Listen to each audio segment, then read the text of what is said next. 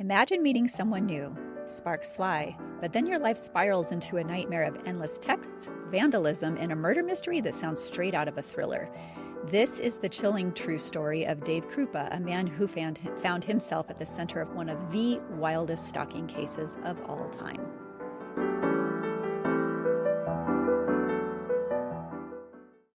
Hey, everybody. Welcome back into the Escape Pod. I'm Julie. I'm Charity. And it's we surprise! have Kara back. So you guys have, she's been on before, and you hear us talk about her producing things and doing stuff in the background. Anything you see, the visual display, well, until we got Kate. Hi, she's also here. You know, it's a very special day. So this is the last episode of season 1 of the Escape Pod. We're wrapping that up in what a ride. It's been a year and a half. Mm-hmm. We started it on Groundhog Day of last year, and it's been a lot of work. So everybody, please help me send a huge thank you to Julie for helping launch this, all of her dedication. We were just talking about some of the technical glitches that she's had to work through behind the scenes, and she did not break any computers, which was good. But there's still time. Yeah, be careful. And just, you know, showing up week after week to discuss topics she'd rather not discuss. And I mean, just props to you. Yeah, but don't hit pause just yet, because Cara Beth is going to be assuming Julie's role as co-host, and she's ready for the mic. I am. So get ready for just some, you know, different banter, some fresh banter, a lot of laughs. So what are you escaping today, Julie? Red lights. So I was on vacation. My husband hits red lights on a regular basis. It's like being in the car with him for as long as we were. Maybe that's why it happens. In his personal vehicle, it's compensating for getting to run red lights in a fire truck. Karma. In his personal truck, he's always hitting red lights. It's like a big joke. And as I was, the days I've headed to work this week, same thing. Like, I am hitting red lights all the time. So it's contagious. Cara Beth, what are you escaping from? Probably juggling. I've been juggling a lot of things with going back to school, end of summer. The girls get to start here soon. And I think I'm escaping that. And it's like a blessing and a curse, because there's so much that happens like those first couple weeks. Yeah. But I'm ready for things to just have some more structure to them. And with, you know, a lot of people are like, oh, I don't want summer to end. I'm ready. I'm ready for some structure back in my life. So anyway, those. Pretty simple, but that's what I'm escaping. That's all right. fair. Here's what I'm escaping. Okay. I have beef with United Airlines today. Oh no. So, okay. Travel for us goes in phases. Okay. You think you know all the travel rules. They've changed, but I thought they got better. Oh, no. So my husband booked this trip to Miami. Okay. And I think, thank you. I cannot handle one more thing to do, so he got it all handled. I go to look last night, and I'm like, not only are we not sitting together. Oh, no. We're not even in the same part of the plane. Oh. And I'm not like you, like afraid of flying, but I do have like the airplane, like social anxiety. I don't like sitting next to people I don't know. And I'm right in the freaking middle of, and I'm just like, oh, here we go. $750 later, we are together on the effing airplane. No and way. United can kiss my ass. So, yeah. That's crazy. They better their planes break down all the time. I mean, so we talk a lot about stalking. Most of the time, I'm trying to think. I can't think of any story we've covered where it's been a man that's been stalked. Oh, can you remember one? I personally have known men who have been stalked. So I don't think we've told one here. We've told one though. So I decided to go hunting for one, and lucky me, there was actually a wonderful documentary made about this one. So a lot of details that made it so much more pleasant to do the research on instead of, you know, finding a bunch of articles. So there's quite a bit of backstory for this setup, though. Okay. Well, no, not quite a bit. It's quick. I'll keep it quick because this is going to be a little bit longer because it is a really crazy story. So year 2000, Omaha, Nebraska. His name is Dave Kroupa. Guy's working in an auto repair garage. He's not married. He's heavily involved with. So becomes the mother of his children. But there's a coworker named Amy. They end up having 2 kids. And then, like my husband and I did for years, worked opposite shifts to avoid having kids in daycare. I mean, obviously been there, done that. But that schedule is going to do one of 2 things. It's going to make you rethink your career choices. Right. Hello, that's me. Or make you grow apart. And in this case, it made him grow apart. So she wanted to, now being a single mom, relocate back to near her family. And that's how they ended up in Omaha. Okay. So now he finds himself starting over as a single guy in 2012. Again, working as a mechanic. Now he's a supervisor in an auto repair shop. And he's like kind of ready to get out there. Let's find some companionship. And so he signs up for Plenty of Fish. Casual dating was all he was looking for, not looking for the next Amy or anything, nothing serious. And he meets a woman named Liz Golyar. And they had a lot in common. They were both lonely. They both had a son and a daughter. They both liked motorcycles and sci-fi action films. So, like, hit it off. Went on a date, hit it off, had a really good time together, got intimate pretty quickly. And, like, he really enjoyed having his personal space and then having Liz, like, when he wanted companionship. And so they both were kind of checking each other's boxes. Yeah, exactly. And again, though, he just made it clear, I don't want to be tied down. This is all I want for now. And as long as you're cool with that, I'm cool with that. So he's at work one day, and here's where things start to get complicated. A lady named Cari Farver enters his life. She's coming into the shop to have her car looked at. And he's thinking, she's pretty cute. You know, but he kept it professional because he's supervising there. He didn't want. But a couple weeks later, he runs across her profile on a dating app. And he's like, I remember her. So he reaches out. They go on a first date. And he was really connecting with her. Like, he thought she was out of his league, but he was surprised. Like, she said, yeah, let's go. And then she decided to go home with him. So this is the first date, and things are rocking and rolling. So is this back in like Match.com era, or is this like a swipe left, 2012. swipe right? Okay. I've never swiped left or right, so I don't yeah. know. Listen, the internet was just like email was just getting started when I was dating my husband. So I've never been on a dating app. I don't know how that happened. It's like gambling, I feel like. Anyway, Yeah. there's been lots of success stories. So There have been. I know this. 2012, though, I think. I know this story is going to make me glad that I never had to Yes. use dating apps. Yeah. I'm just can feel it in my bones. Yeah. So things were getting heated. They're at his apartment. But before they could get too far, all of a sudden Liz is at his apartment. Knock, knock, knock. I need to get something I've left here. He's like, oh, shit. Good timing. Yeah. And Liz kind of side-eyes Cari like, oh, this is awkward. It's really weird. Cari just kind of gets herself together and kind of slips out way quietly into the night. So Liz gets her things. Dave calls Cari, tries to smooth things over, and she's still feeling it. So she's like, why don't you come to my place instead? We don't need any surprise visitors. So, and she too was only looking for something casual. So they hook up, they start spending a lot of time together, and it was great. So one morning, he's staying at her house. I actually don't know whose apartment, but he gets up to go to work. He kisses Cari goodbye. And that is the day when things take off for Psychotown races, because he starts getting texts from Cari saying things like, hey, we should move in together. Oh. He's like, what the fuck? we just talked about this. You know, they both made it clear. She's like, well, we consummated our relationship, so sign on the dotted line, buddy. They'd only been dating for 2 weeks. Well, maybe you shouldn't have slept with her so soon. See, I'm in that camp. I mean, maybe. But he does respond, and he's like, hey, I thought we talked about this. Totally fair.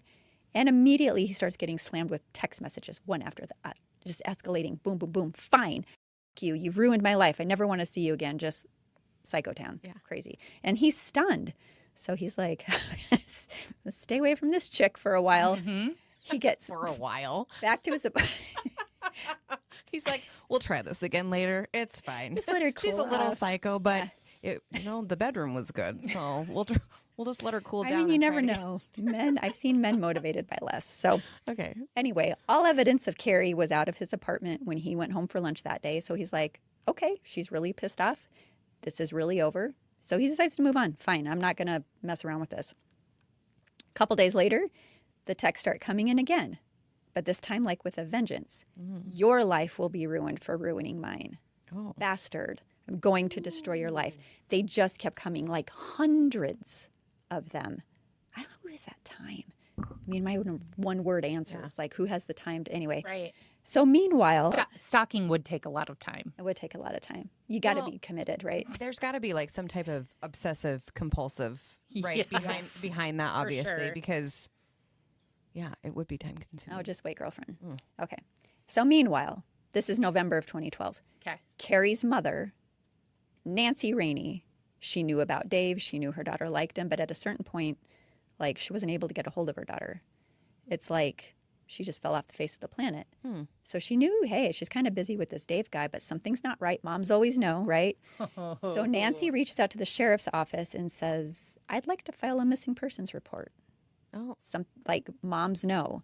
And so the police, of course, show up to talk to Dave after she files the report, asking him, hey, you know Cari Farver? He's like, yeah, let me show you some text messages. And they're like, ooh, okay. And so they kind of went from looking at him as the reason why she might be missing to, oh, dude, Pete, I'm sorry. Yeah. sorry You for went this. through that. Yeah. God bless you. You know, this will die down. It'll die down. It's going to be fine. But then Nancy starts receiving Facebook messages from Cari saying that she was not missing. She just didn't want to come home right now. She needed some time. And because she had dealt with bipolar disorder her whole life, Mom thought, okay, maybe fine, gonna let it be for a while. Cari even texted her on Mother's Day, but then the messages started getting nasty toward Mom too, just like they had with Dave. So in the meantime, Dave hadn't seen Liz for quite a while because he'd been so tied up with Cari. So he was a bit surprised when she pops out of nowhere wanting to show him something. And he's like, okay. So she takes him out and shows him her car. And rather than like keyed, and I've had wicked girls who are mad because I'm dating some guy gouge my car. This was gouged. Okay. Gouged was my mom's car, actually. Charity. I didn't think it was funny at the time. Now I kind of do. But and she also shows him some text messages she'd been receiving from Cari. How'd she get her number? Listen, when you get through all this on the technical savviness of this person, it's insane. But she was sending her messages saying she's going to do more than just gouge her car. She's calling her a whore, telling her to stay away from Dave. Like, it was all the typical, you know, middle school, high school crap. So she's clearly escalating. And now Dave knows. How old are these people? Do you know? Mid-30s. Okay. Yeah. Adults. Adults that can know better, but still young enough to be ridiculous. All have seventh children. graders. These are all parents Yeah. of other human beings. Okay. Which I will get to. A little bit scary. So now he's like, okay, danger, danger. We have a worse problem than I originally thought. And now they're kind of scared. Like, this escalation, it's being, you know, just constant threats, messages keep coming. And she would say things like, I can be even more diabolical than a scratch on a car. And diabolical, I mean, who uses that word? You've got to be pretty messed up to be like, Yeah. I mean, Cara Beth. Do you know how diabolical I can be? I mean, would you use that to describe yourself? Yeah. Yeah. Yeah. It's weird, right? Totally It is weird. I think it's weird. Anyway, so Dave and Liz get the police involved, as they should. So Omaha PD Detective Chris LeGros gets involved, and they show him everything. And of course, he's thinking jealous ex-girlfriend, stalking, all the typical boxes. And then she ups her game. So Dave starts getting messages from her while he's out, as if she's spying on him. Oh. Everywhere he goes, like he's at a coffee shop, she'll tell him what he's drinking and who's around and all the stuff. And then he starts getting his phone blown up by not just her phone, but other aliases, like other burner phones or whatever have his number. Email addresses, like it's just coming from every direction. It's like an explosion of hate mail. So she wasn't kidding when she said diabolical. Nope. She could see him at work. Details of the people he was talking to. She would make threats towards customers he was talking to in his job. Oh, I mean, weird. that's just crazy. And he could never, like, he's kind of like, you know, like, he can never see her. He can never find her. So, well, I'll get to that in a minute. I won't jump ahead. So she even started threatening that she was going to start stalking his customers. And so detectives are like, all right, she's got to be hiding around his place of work. So they start trying to stalk her out while she's stalking him out. See, that's the part of being a detective I would like. That would be fun. That would be fun. Yeah. Yeah. I know. I'm always like gross crime scenes, hard no. Yeah. But this stuff, in a heartbeat. Yeah. Yeah. They're knocking on doors. They're canvassing the neighborhood. Hey, have you seen this crazy person? No one has seen her. Nobody's seen her. So she's good. Anyway, so then Cari messages Dave again and says, hey, I just moved into the same apartment complex as you. And he's like, enough. I've had enough. I've had enough. So he goes to the building. She says she's in. And he's like going, and it's the middle of the night. He's going to kill her. Like he's done. Had it, right? Well, he probably hasn't slept in however long No, this has been going it's on. been going on for weeks. And so he's going in one building, next building, next building, next building. This building doesn't even exist. Oh.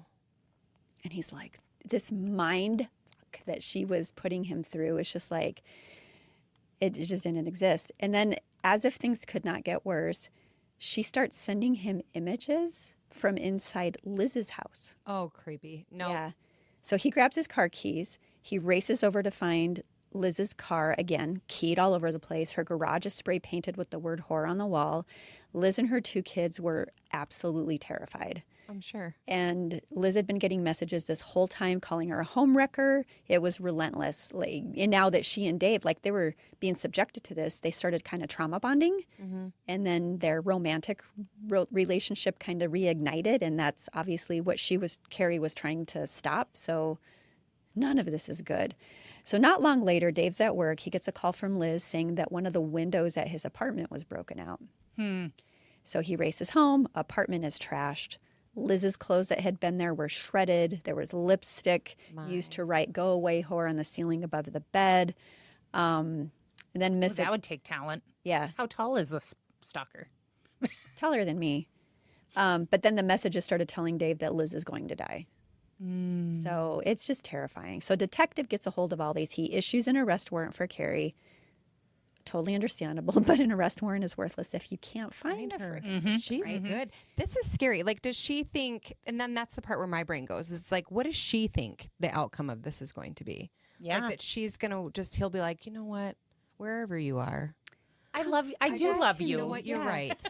Yeah. It's you. You're everything I've You've always terrified wanted. me for months. I don't Let's wanna- get back together. I'm kind of getting off on it. I don't know, maybe. No, she was in the wind, and that was a big problem. So he could literally go nowhere without her messaging him. Nowhere. And when I say nothing was sacred, I mean it. Like, even if she's with his children, Oh. he's with his children, she's doing this. So understandably, he is absolutely paranoid, never knowing if it's like real or a mind fuck. Like, he just doesn't know.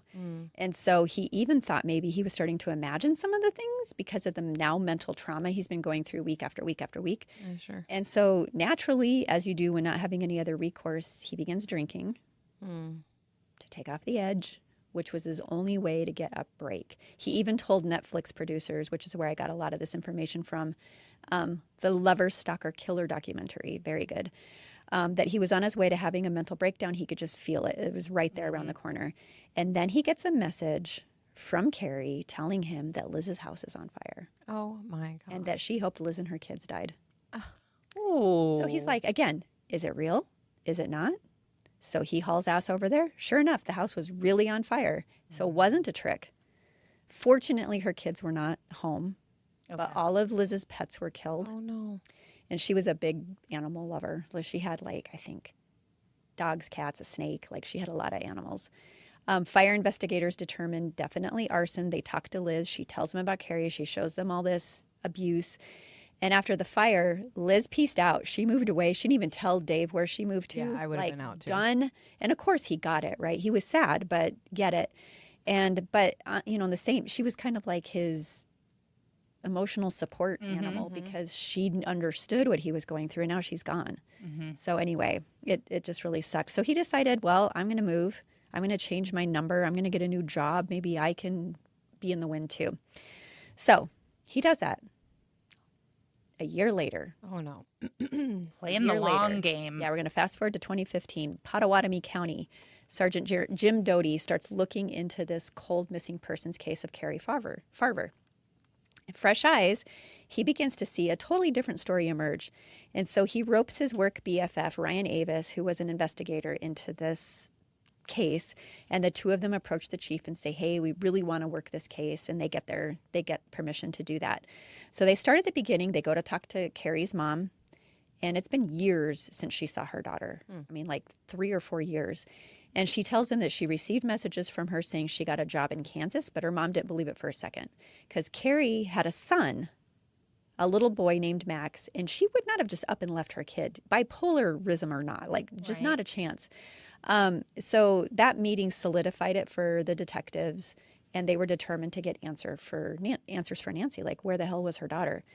So again, bipolar was one thing, but when they went to re-examine her house, all of her meds were there. So was she unmedicated? Or why was everything else there? She didn't look like someone who'd moved, right? Now let's go back to Dave for a minute. Like I said, he had moved. Liz is out of the picture. He's ready to finally start dating again. So he starts rooting around in another dating app and starts reaching out to a few women. Can't even You would think that, like, what's he's lonely. Come on, Dave. The guy's lonely. He's now been a year. He thinks, okay. Whatever. Anyway, so he reaches out to a few women, and one in particular goes really well, back and forth. So they set up a date. He waits an hour. He's kind of sitting around, stood up, message him. She messages him and says, sorry, running late. So he sits there another hour.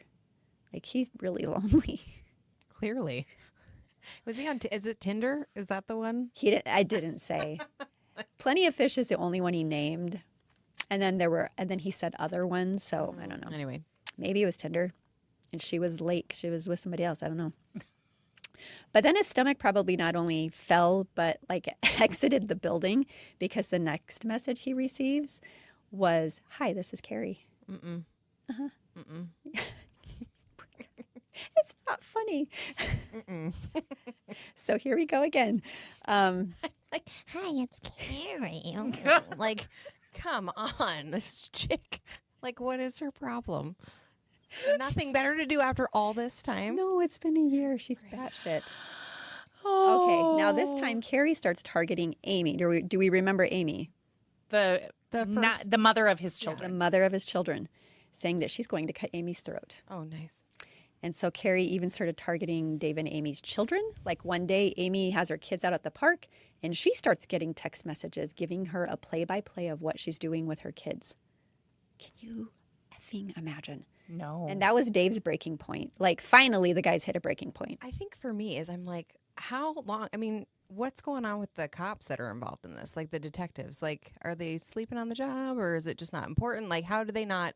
Well, this just flared up again. Okay. Like a year went But by even with like nothing, with the right? fire, right? Like, how did they not find this chick and lock her up? Great question. She's really good, I guess. Oh my god. I have a theory, but I'm going to wait. Okay. So he's over it. He goes out and buys a handgun. Like, he needs to protect his family. Yeah. He's okay. So meanwhile, what the detectives could not get over was that Cari had been seen by nobody for years.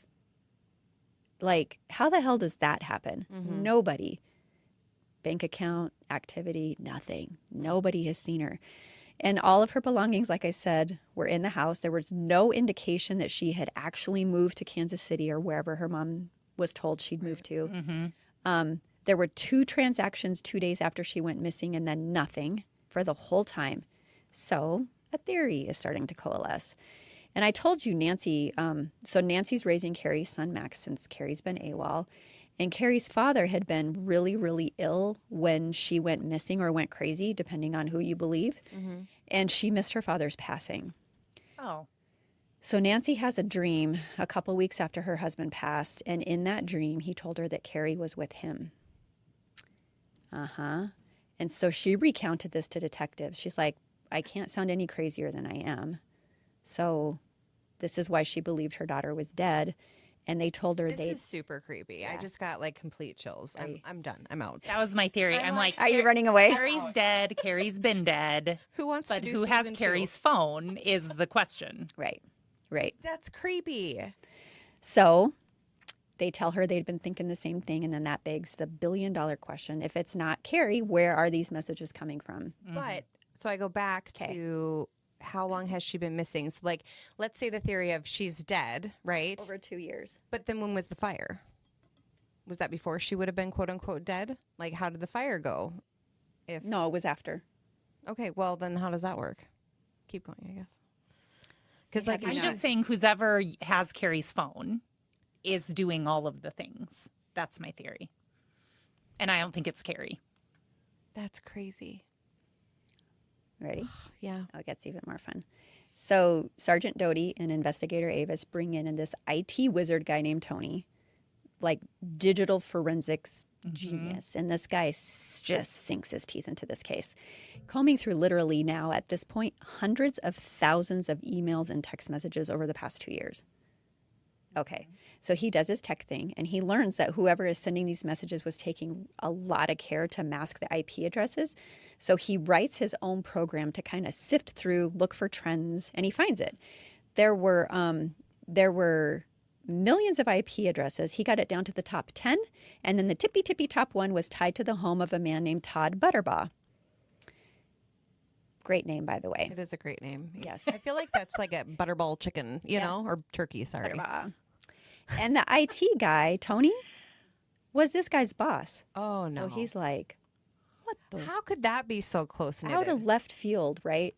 So they get a search warrant. They search Tony's house, and they ask Todd Butterbaugh, like, is anyone else living with you maybe? And he's like, yeah, we had this off again, on again girlfriend who'd moved in after her house burned down. Oh. Yeah, that would like, work. Frickin' Liz. Liz is your on again, off again girlfriend. And that's how they figured out that Liz had been impersonating Cari from the moment Cari went missing. She was the stalker. She was stalking herself. I wondered. Yeah. You know what that means? Where's Cari? Oh, Cari's long gone. Yeah. It means that woman killed her own pets. She in killed that her own house pets. fire. Yes, and she terrified her own freaking children. Yes. Whole time. This is like, I'm really hoping it's not her, but I think it's her. Mm-hmm. So when Dave learned Liz, like the look on your face, his brain broke. I mean, this was his person. Like he'd been this is the person he was like bonding with. trauma bonded, lover, whatever the hell. I mean, he'd been intimate with this woman who was terrorizing him the whole time. And then he's realizing that means Cari's probably dead. Mm-hmm. Okay, so, and he doesn't know Cari's mom, so that connection was never made. Okay. But now, like, maybe she's a murderer, right? So Liz becomes the top suspect on Cari's case. And when they recovered Cari's vehicle, which they had quite some time ago, they find one fingerprint on a mint container. Wouldn't you know, it was Liz's. Uh-huh. They find a picture of Cari's car on Liz's phone. So here, this is actually, I didn't write about this, but it is kind of interesting to the case.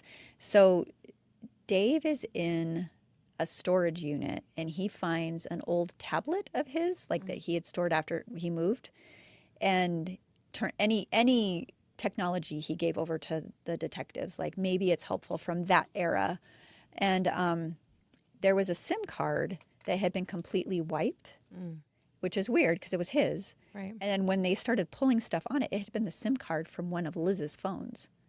And they had, so this is how they kind of tied her to this. And I'll get to more details on what's on that. But before they found this, they put a tracker on Liz's car. Like daily basis, she's circling Amy's house. Like she's still, So at the same time, David had been visiting his kids. And when he came home, he thought some things in his house looked out of place. Sure enough, the gun he had bought for self-protection was missing. Okay, so now a 911 call comes in from Liz in December of 2015 saying that she's been shot in the leg. Oh, for the love. This woman. And she said it was a woman that did it, but she didn't know who it was. And I listen to the 911 call. It's pretty pathetic. They interviewed Liz after she recovered, and Liz named Amy as the person who likely shot her. All right.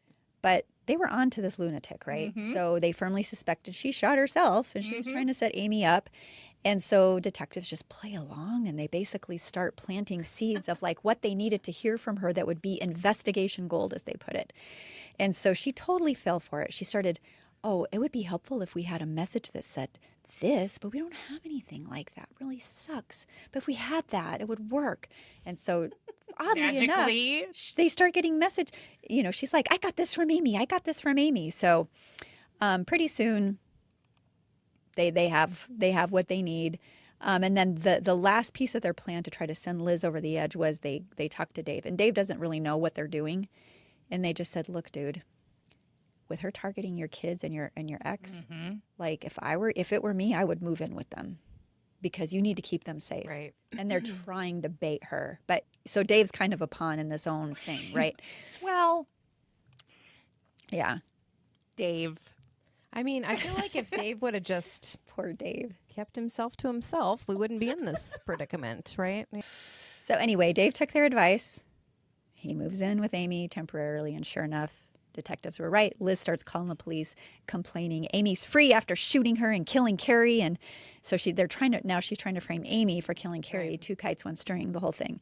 So Liz just had to give him more, and it just kept coming. So Cari starts sending these messages to Liz, admitting that there was described covering Cari's body with a tarp and burning her, all these details. Because this is investigation gold, right? Mm-hmm. And it's like, so now they had her. Okay, so now back to the car. They had processed the car before because they found the fingerprint. Mm-hmm. They were like, there's got to be more. If she had her car, this is probably the crime scene. Mm-hmm. And so they peel back all of the fabric. And the passenger seat was definitely a lot of blood in the cushion. So this girl is resourceful. Yeah, she is. Right? So they finally go and arrest her in 2016. They interrogate her. She denies everything. I mean, and it's strange considering her fingerprints found. Yeah. And she's screaming like, I'm not going to be accused of something I didn't do. So she lawyers up. And prosecutors were in for it because they're now trying to prove a murder without a body, which does not happen very often, right? So it took a toll on everybody. The investigator, like his marriage is falling apart. Tony, the tech wizard, has a brain tumor, and he's punting on the surgery because he's determined to solve this case and get this crazy locked up. So clock was literally ticking on like everybody and trying to find the smoking gun. So this is when Dave found the tablet in a storage unit. And so Tony assesses all of the images, and this chip had come from her phone, Liz's phone. Mm-hmm. And they find photos. What do you think? No? I don't. Cari's of Cari. Yeah. Body. Yeah. It looked like a foot, and there was a tattoo and some marbling. So it was definitely a dead foot. And they showed this tattoo to Nancy. Nancy said, yes, that's my daughter. And ironically, it was the Chinese symbol for mother. Oh, that's so sad. I know. So anyway, they still were afraid it would not be a slam dunk case without a body. We still don't know where Cari's body is. That's never been found. Still to this day, never been found? Nope. But the verdict finally was returned. And this scared me. I was screaming at the documentary because the judge comes out and he says the burden of proof was not met because they didn't have a body. I'm like, you oh my goodness, gotta look her up. But then he keeps going and he says, I believe she's murdered. And he found Liz guilty of everything. Cari's murder in the first degree in 2017. She was sentenced to life in prison without parole. And Nancy, they talked to the mom after all this. And even though she's hearing all these details about what happened to her daughter for the first time in court, like she still credits these guys for saving her sanity. Because can you imagine them, because Liz was sending messages to her too, trying to mimic Cari. And it was just awful, just awful. So that... Well, and what a mess, because Cari happened to just be bipolar, right? Right. And so the mom, Cari's mom, is sitting here kind of thinking, like, is she just off her rocker again? Like, off her meds. Yeah. And so it's like, it was, in a way, the way that that's what I'm saying. She's super resourceful, this crazy Liz. Yeah. Like, all the things in her. Crazy Liz. My goodness. Yeah. She's crazy. So what happened to her kids though? Too? Like, and that's the other thing. I'm like, what a wild, awful ride for her children. And then that's to know your 10 mom years did ago, that. Yeah. to know that your mom did Your that, mom was and now there's a terrorizing you. Netflix doc. Yeah. I mean, I what does that guess do to I their guess mental he health? rocked her world, Dave did, and she just could not. So there was no signs of any of this with this crazy Liz before this. Before she knocked on his door and found another woman there. That just flipped a switch. Bingo, Yahtzee. Yeah. I also would be very curious about the IT guy's boss, who it ended up like being the It was his person- employee. Okay, sorry. Like whomever she happened to be with, that then he traced it to that location and was like, oh, geez. Like, what is going on here? But like, what does that person think? Dodged a bullet there, man. Right. Yeah. That's wild. And then Dave's not dating ever again for the rest of his I'm life. sure. I wouldn't. I'd be like, nope. Of course, No, I'm what kidding. I what don't know are if the he is or not. chances you would have that happen a second? You know what I mean? I mean, this is an extreme Well, I don't know case. because, it is true. I mean, women who attract shitheads, like, it's not usually just one. It's usually there's something and there's some kind of dynamic and you Yeah, it's do like it. you're a you magnet. So repeat these you patterns. think could risk. Yeah, maybe. I mean, look how quickly he got on the damn apps. I know. What's going on? I mean, so I don't know.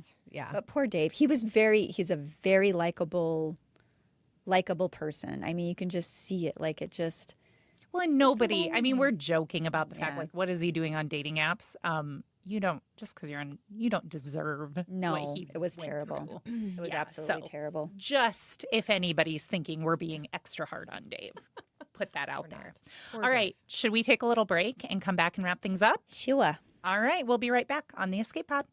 Are you ready to re-enter the workforce or find a career that actually fits? Or maybe you're an employer, tired of noisy platforms that miss the mark? Try Focus, a smarter hiring tool that helps you cut through the noise and focus on what matters. Visit focus.work today. That's FOQUS.WORK. Welcome back into the Escape Pod, everybody. We are going to wrap things up after a wild ride.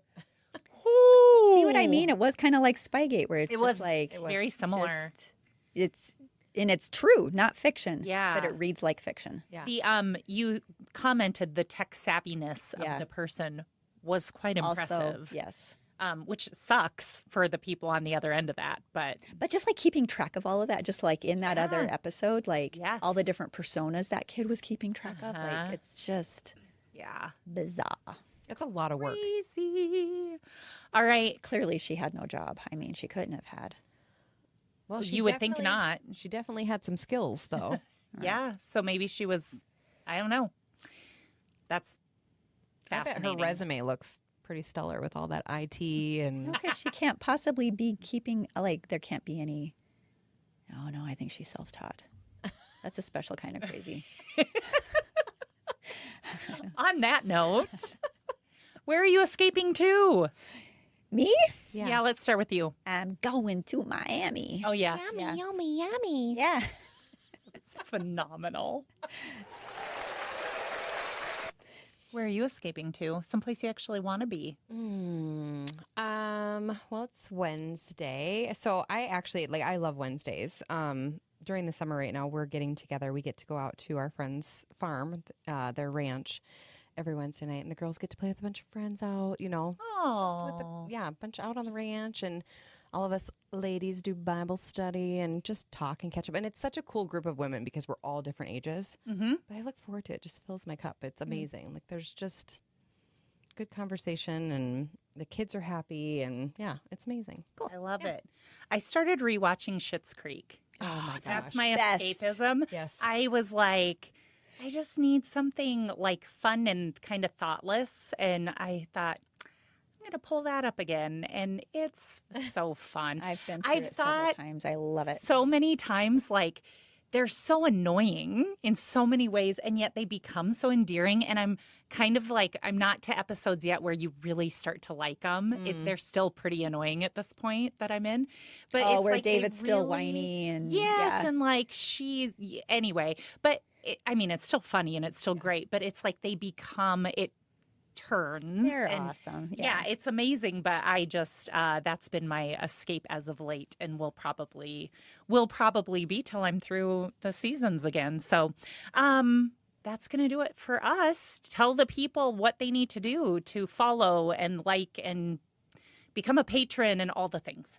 Well, if you like what you heard, share it with a friend who you think might enjoy it. And please follow. What does Julie always say? Hit download, hit subscribe, hit the button. Please, it helps us grow. But with your help, we can make a real difference in the world. If our podcast has inspired you, moved you, entertained you, it'd mean a lot to us if you could take a moment, leave a 5-star review wherever you listen. Broadening our reach means more ad revenue, which means helping more people escape the unthinkable. You can support our show by becoming a patron at escapepod.live. You can connect with us on our socials or send your thoughts and personal stories to justbecause@escapepod.live or escapeartist@escapepod.live. Thanks for being here, KB. Thank you. Thanks for taking over. Yeah. Catch You gotta up do with your her sign-off now. on season 2. It's going to be great. Yay! That'll do it for us. We are closing the hatch on this edition of the Escape Pod. Remember, trauma may be inevitable. How you grapple with it is optional. What? So stay resilient. And keep laughing. Are you looking for an early morning boost or that midday pick-me-up? Check out the Homebrew Coffee Shop, a coffee shop with a cause on the One Heart campus. At Homebrew, you'll find hope for a home in every cup. It's home to delicious coffee, sweet treats, breakfast, and lunch items. It's a great place to meet friends or host small group meetings. Homebrew is located at 201 Kansas City Street in Rapid City. Open Monday through Friday from 6:30 a.m. to 3 p.m. We'll see you there.